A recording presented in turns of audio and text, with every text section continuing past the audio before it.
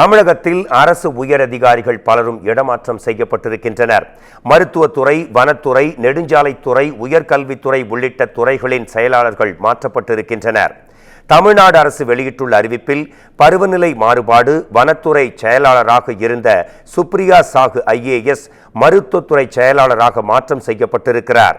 மருத்துவத்துறை செயலாளராக இருந்த ககன்தீப் சிங் பேடியை ஊரக மேம்பாடு மற்றும் பஞ்சாயத்து ராஜ் துறை செயலாளராக மாற்றம் செய்து தமிழ்நாடு அரசு உத்தரவிட்டுள்ளது. இதேபோல் சுற்றுலா, கலாச்சாரம் மற்றும் அறநிலையத்துறை செயலாளராக இருந்த மணிவாசன் நீர்வளத்துறை செயலாளராக மாற்றம் செய்யப்பட்டிருக்கிறார். தமிழ்நாடு அரசு கேபிள் டிவி கார்ப்பரேஷன் மேலாண் இயக்குநராக இருந்த ஜான் லூயிஸ் IAS சமூக பாதுகாப்பு திட்ட இயக்குநராக மாற்றம் செய்யப்பட்டுள்ளார்.